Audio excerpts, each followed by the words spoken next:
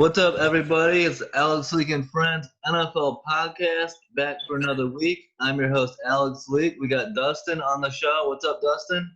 What's up? How's everyone doing? Doing good. Good to have you on. And this is the 2020 Cleveland Browns season preview episode. The Cleveland Browns in 2019 went 6-10 and missed the playoffs.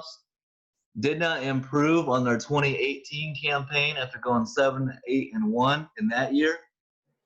So a big disappointment in 2019. A lot of talk about the playoffs with all those weapons there in Cleveland, but couldn't get it done.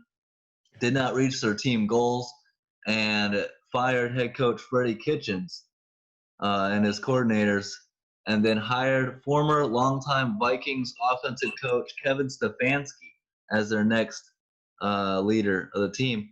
What's your thoughts on how much do you know about Kevin Stefanski, Dustin, from his days in Minnesota?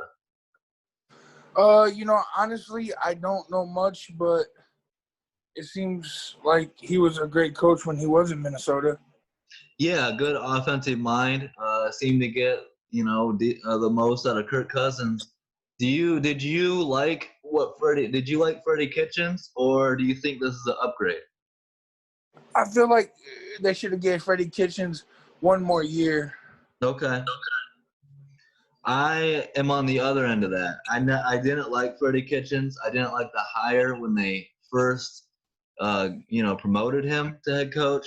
I thought the Browns, you got a young quarterback in Baker Mayfield. I thought they should go get Mike McCarthy last year. That would have been nice. Yeah, but they didn't do it. They stuck with Freddie Kitchens, missed the playoffs. So it kind of nowadays, teams they aren't very patient with their head coaches anymore. And especially with this loaded roster in Cleveland, they want to win now. So they bring in Kevin Stefanski to hopefully develop and get the most out of former number 1 overall pick, franchise quarterback Baker Mayfield, along with his star weapons OBJ and Jarvis Landry. What's your opinion on Baker Mayfield? And is he still progressing? Is he a future? Can he get this team, do you think, to the Super Bowl at some point? Is he the Browns' savior? I don't know about a Super Bowl. He can definitely get them to the playoffs. But, if you can't win right away when you have two of the most dynamic receivers in the NFL, then there's a problem. Plus, he has an attitude. He doesn't seem to get along with some coaches that have gone through there. Yeah. As everyone remembers the Hugh Jackson on the sidelines against the Bengals little incident and stuff. So people remember that, and it changes how they think of people. But in my opinion, yes, it starts with getting to the playoffs. You can't go to the Super Bowl if you don't get to the playoffs. So these Browns, Baker Mayfield needs to lead the Browns, get them into the postseason, and then see how they respond. You see the Ravens get into the postseason 2 years in a row, but can't get past, can't win a game.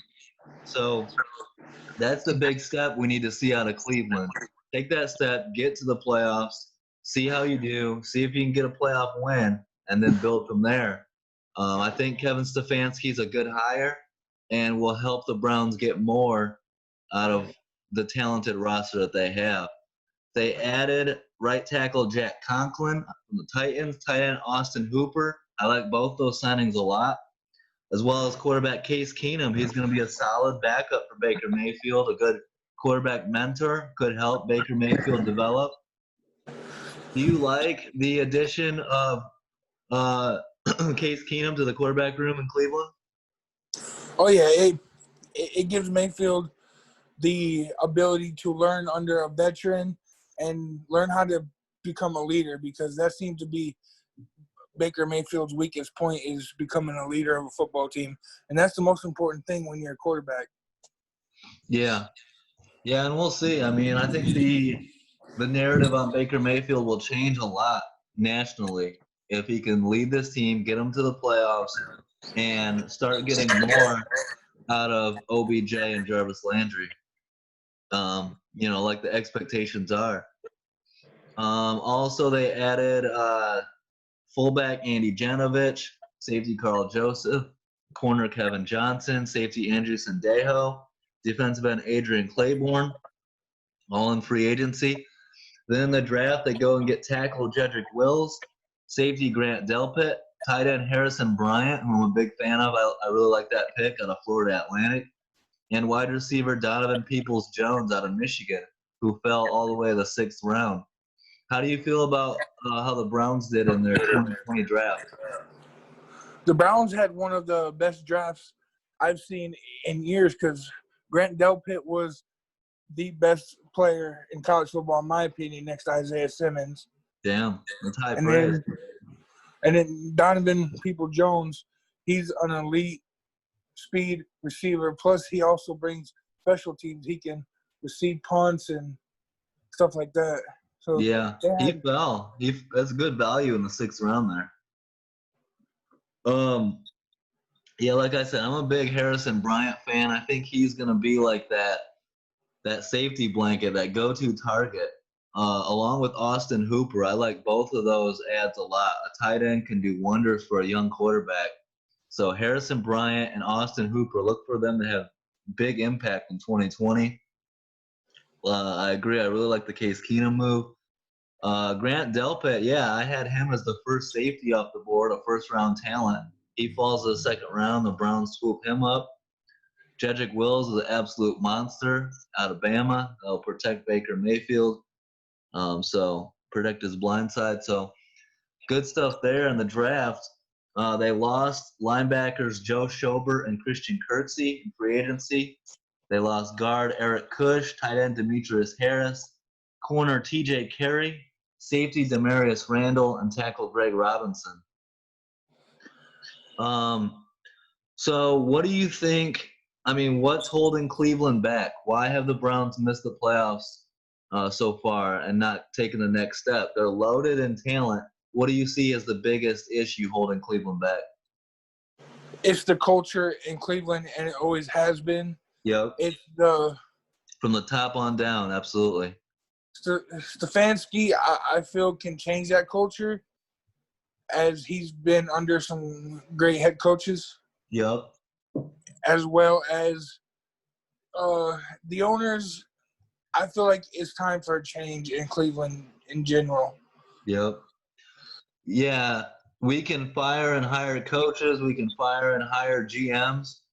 I think the biggest problem and the thing that I wish we could all do is fire and hire owners, because that's the biggest problem in a lot of these franchises. Poor ownership. Yeah, I also want to mention, don't forget, Cleveland does have two dynamic big boys on that defensive line with Sheldon Richardson and Larry Ogunjobi. Yep. So I think they're going to be pretty stacked on defense this season. Yeah, they should be, and getting Garrett Miles back. You know, no, hopefully no in-season suspensions for him. No swinging of the helmet. You know, stay out of trouble. He's a monster on that D-line as well. So there's, like we said, that is a loaded roster. The Browns just got to get it together. I think players to watch in 2020, of course, Jedrick Wills and Harrison Bryant, rookies. In my opinion, running back Kareem Hunt coming into a full season, no suspension, should get a lot of opportunities. Do you see Kareem Hunt having a big 2020? Yes, I do, because he had basically a whole year off. And on top of that, Cleveland has a double-headed monster with Chubb and Kareem Hunt. That's pretty nasty in the backfield. Yeah, it is. I don't think any other team in football can match that. The 1-2 punch of Kareem Hunt and Nick Chubb. That's a great combination. So what's your prediction for the Browns? Where you got them going this year? I have them at 500, 8-8. Okay. That'll be an improvement. That's 3rd place in the AFC North? Is that where you got them? Yes, I do. I am in the same boat as you. I got them in the 7 to 9 win range.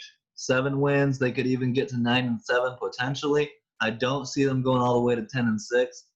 I still think they're chemistry and a few pieces away, and it's tough for a rookie head coach like Stefanski to come in and change the culture that's been established for years there in Cleveland and change it in one season. So it's going to be some learning curves and some growing, but the Browns, I think, are on the right path.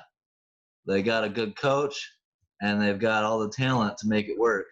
7 to 9 wins, third place in the AFC North. Is there any scenario in which you see the Browns outplaying the Steelers in 2020 and getting that getting that wild card spot, finishing second in the division? The only way that I see that happening is if Steelers had the type of season they had last season, Yep. with a lot of their stars going down, and Big Ben. With Big Ben being back, it's over for Cleveland. They're going to finish third, in my opinion. Brown fans are not going to want to hear that, but it's true. And you said a very key point there. The Steelers need to have a year like they had last year for the Browns to make the playoffs. Well, guess what? The Steelers did have that year, and the Browns still missed the playoffs. The Steelers had that down year. That was the Browns' opportunity to jump in with an injured Ben Roethlisberger and get to the playoffs, steal that second spot, and they couldn't do it. So they got to get it done this year, and hopefully for Cleveland fans, Kevin Stefanski is the guy to do that. Hopefully Cleveland can give him some time instead of one and done. Because every coach needs a 2-3 year chance to prove that they're going forward. And plus, there was a lot of controversy anyways around Freddie Kitchens. That's why he's not in Cleveland.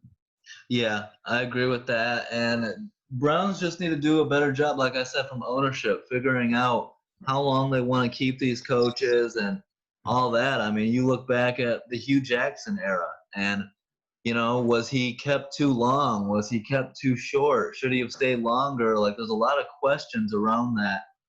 And so then some people feel like they didn't give Freddie Kitchens much of a shot.